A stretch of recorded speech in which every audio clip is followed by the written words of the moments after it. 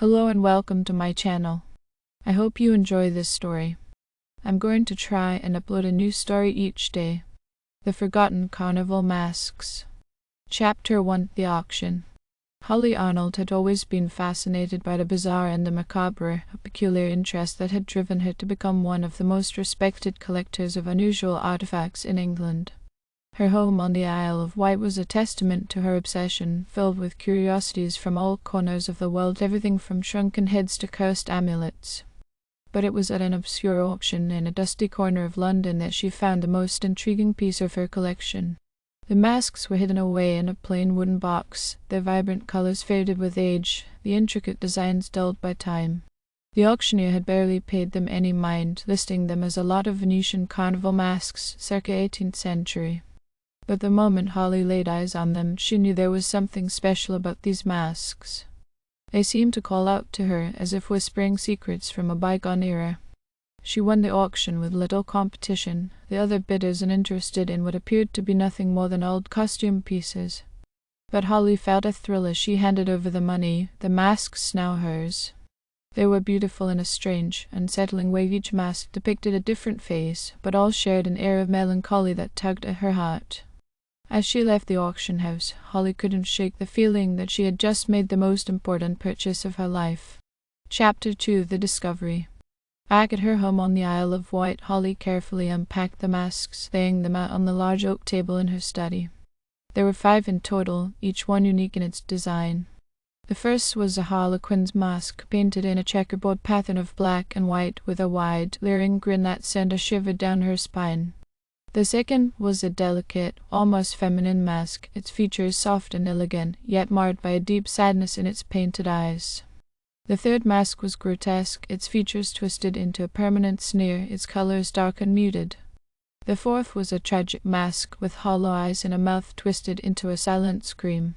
The final mask was the most disturbing, a featureless white mask, completely blank except for a single red tear painted beneath one eye. As Holly studied the masks, she felt a strange sensation wash over her, a mix of emotions that she couldn't quite place. It was as if the masks themselves were alive, their painted faces reflecting the lives of those who had once worn them. She felt an overwhelming sadness, a sense of loss and longing that left her breathless. Unable to resist, Holly put on the harlequin mask, the one with the twisted grin. As soon as it touched her face, she was overwhelmed by a surge of energy. Her vision blurred, and she was no longer in her study but in a grand ballroom, surrounded by revelers in elaborate costumes. The air was thick with the scent of perfume and candle wax, the sound of laughter echoing off the marble walls. But there was something wrong, something deeply unsettling about the scene. The laughter was too loud, the colors too bright, the faces of the dancers twisted into grotesque parodies of joy. Holly felt her heart race as she realized she was not an observer but a participant in this eerie celebration. She could feel her body moving, dancing to a tune she couldn't hear, her limbs moving of their own accord. Panic set in, and she tore the mask from her face, the ballroom dissolving into darkness as she was thrust back into the reality of her study. She was breathing heavily, her hands shaking as she stared at the mask in her hand. It felt warm to the touch, almost as if it had a pulse. She dropped it onto the table, her mind racing. What had just happened? Was it a hallucination? A vision? Or something far more sinister? Holly had always been a skeptic, never one to believe in the supernatural, but she couldn't deny the reality of what she had just experienced. Chapter 3: The Memories. Over the next few days, Holly became obsessed with the masks. She spent hours researching their origins, but there was little information to be found. The masks were indeed Venetian, from the 18th century, but their history was shrouded in mystery. There were no records of their makers or previous owners, nothing to explain the strange power they seemed to hold. Despite her fear, Holly couldn't resist the urge to put on the other masks. Each one brought a new vision, a new glimpse into the lives of their previous owners. The feminine mask took her to a lavish masquerade ball, where she experienced the unrequited love and heartbreak of a noble woman. The grotesque mask showed her the twisted mind of a madman, his thoughts filled with paranoia and hatred. The tragic mask brought her to the last moments of a young girl's life, her terror and despair as she faced an unknown horror. Each time Holly removed the mask, she was left shaken, the emotions of the visions lingering long after they ended. But it was the final mask, the blank white one, that she feared the most. Something about it felt wrong, as if it held a darkness that the others did not. And yet she couldn't resist. She had to know. With trembling hands, Holly lifted the white mask to her face. The moment it touched her skin, she felt a coldness seep into her bones, a darkness that consumed her. Her vision blurred, and she was no longer in her study but in a dark, empty room. The air was thick with the scent of decay, the walls damp and crumbling. In the center of the room was a figure, its back to her, dressed in a tattered, moth-eaten costume. Holly's heart pounded in her chest as she realized the figure was wearing the same white mask. It turned slowly, its movements jerky and unnatural, and Holly felt a scream rise in her throat as she saw her own face staring back at her. The mask fell from her hands, clattering to the floor as Holly stumbled back, her mind reeling. She could still feel the cold, the darkness, the overwhelming sense of dread. The vision had been different from the others, more real, more personal. It was as if the mask had shown her not just a memory, but a glimpse into her own future. Chapter 4: The Haunting. After that night, Holly's life began to unravel. She could no longer sleep, plagued by nightmares of the dark room and the figure in the mask. The once cozy and welcoming atmosphere of her home turned oppressive, the shadows lengthening, the air growing colder.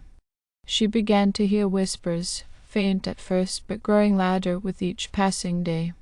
There were the voices of the masks, their memories and emotions seeping into her mind, overwhelming her with their grief and pain. The masks themselves seemed to change, their colors growing more vibrant, their expressions more sinister. The harlequin's grin became a twisted sneer, the feminine mask's sadness turned to anger, the grotesque mask's sneer into a snarl. Even the blank white mask seemed to come alive, its single red tear glistening like fresh blood. Holly tried to get rid of them, but no matter what she did, they always returned. She threw them into the sea, only to find them back on her table the next morning, wet and covered in seaweed. She burned them, but they reappeared, charred and smoking, yet whole. It was as if the masks had become a part of her, bound to her by some dark force she couldn't understand. Desperate, Holly sought the help of a local historian, an elderly man named Mr. Blackwood who had lived on the island his entire life. He was well versed in the island's legends and folklore, and Holly hoped he might know something about the masks. When she showed him the masks, his face paled, and he refused to touch them. "These are not just masks, Miss Arnold," he said, his voice trembling. "They are vessels, containers for the souls of those who wore them. The memories and emotions you have experienced are not just visions, they are the echoes of the dead, trapped within the masks." He went on to explain that the masks had once belonged to a traveling carnival that had visited the Isle of Wight centuries ago. The carnival had been infamous, a place of debauchery and sin where the wealthy came to indulge their darkest desires. But it had all ended in tragedy when a fire broke out, consuming the carnival and everyone in it. The masks were the only things that survived, and it was said that the souls of those who perished in the fire were trapped within them, doomed to relive their final moments for eternity. Holly listened in horror, the truth of Mr. Blackwood's words sinking in. The masks were cursed, and now she was cursed as well. Chapter 5: The Final Act. As the days passed, Holly's condition worsened. The whispers grew louder, the visions more frequent. She could no longer distinguish between reality and the memories of the masks, her mind raveling under the weight of the emotions they carried. She began to see the figures from her visions in the corners of her home, shadows that moved on their own, faces that appeared in the mirrors. The masks themselves seemed to taunt her, their expressions mocking her, their presence a constant reminder of the curse she had brought upon herself. The only escape she could think of was to leave the Isle of Wight, to put as much distance between herself and the masks as possible. But every time she tried to leave, something would stop her, an unseen force that held her back, a fear that paralyzed her. One night, as she sat in her study, staring at the masks, Holly made a decision. She couldn't run from them, couldn't hide. The only way out was through. She would confront whatever darkness the masks held, whatever curse they had brought upon her. She gathered the masks, each one heavy with the weight of the souls trapped within, and carried them to the old lighthouse at the edge of the island, a place where many had met their end, where the wind howled like the voices of the damned. The night was cold, the sea crashing violently against the rocks below. The lighthouse had long been abandoned, its light extinguished for decades, leaving the island in darkness. Holly climbed the worn stone steps to the top, her footsteps echoing in the empty tower. As she reached the top, she could feel the presence of the masks growing stronger, their whispers now a cacophony in her mind. She placed the masks in a circle on the floor, each one facing inward, their empty eyes staring at one another. In the center of the circle, she placed the blank white mask, the one that had shown her the vision of her own death. She knelt before it, her hands trembling as she lifted it to her face. This time she did not resist. She let the darkness consume her, let the cold seep into her bones, let the voices drown out her thoughts. She was back in the dark room, the walls closing in around her, the smell of decay suffocating her. The figure in the mask stood before her, its movements slow and deliberate as it reached out a hand toward her. But this time Holly did not flinch. She reached out as well, her fingers brushing against the cold, clammy flesh of the figure's hand. The moment their hands touched, she felt a surge of energy, a connection forming between them. The figure removed its mask, revealing a face that was both familiar and alien, her own face, but twisted, distorted by the pain and suffering of the souls trapped within the masks. She understood then. The masks were not just vessels for the dead, they were mirrors, reflecting the darkest parts of herself, the fears and desires she had buried deep within. The carnival had been a place of indulgence, of giving in to the darkest urges, and the masks had captured those emotions, those memories, and trapped them for eternity. But Holly was different. She had the power to break the cycle, to release the souls trapped within the masks, and to free herself from the curse. She closed her eyes and focused, drawing on the strength she had left, channeling it into the figure before her. She could feel the masks around her growing warmer, the air thickening with the energy of the souls within. One by one, the masks began to crack, the paint peeling away, the faces crumbling into dust. The souls were being released, their whispers growing fainter, their presence fading. The darkness that had consumed Holly's mind began to lift, the coldness retreating as the light of dawn broke through the windows of the lighthouse. Finally, the figure before her began to dissolve, its face softening, the twisted features smoothing out into a calm, peaceful expression. Holly felt a wave of relief wash over her as the figure disappeared, leaving nothing but the blank white mask in her hands. She removed the mask, now just a lifeless piece of porcelain, its power gone. The other masks had crumbled into dust, leaving only the remnants of the curse that had once bound them. Holly was freed, the souls released, the memories and emotions no longer a burden on her mind. She stood at the top of the lighthouse, the wind blowing through her hair, the sun rising over the horizon. The curse was broken, but Holly knew she would never be the same. The masks had shown her a darkness within herself that she could never forget, a darkness that would always be a part of her.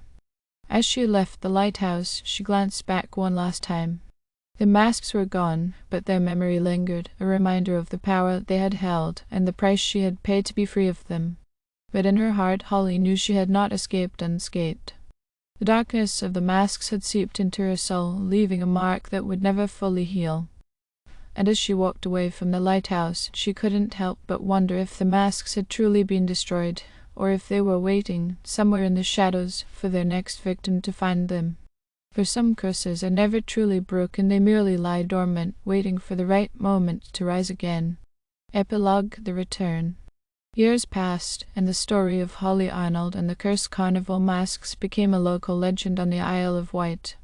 People spoke of the haunted collector, of the eerie lighthouse where she had faced the spirits of the past. But as time went on, the tale faded, becoming just another ghost story told to frighten children on dark winter nights. Holly lived a quiet life after the incident, her collection of curiosities sold off or locked away, never to see the light of day again. She avoided the public eye, choosing solitude over the company of others, haunted by the memories of the masks and the darkness they had revealed within her.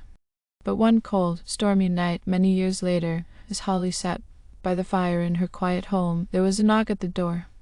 It was an unexpected sound, one that sent a shiver down her spine.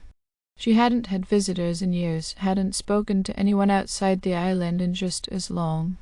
She hesitated, the memory of the mask still fresh in her mind, but curiosity got the better of her. She opened the door, the wind howling outside, the rain lashing against the windows. There was no one there, just the empty darkness of the night. But as she looked down, she saw a small, plain wooden box, just like the one she had found at the auction all those years ago. Her heart raced as she bent down, her hands trembling as she lifted the lid. Inside, there was a single mask, blank, white, and featureless, with a single red tear painted beneath one eye. The masks had returned, and this time there would be no escape. Thank you for listening. I hope you enjoyed this story.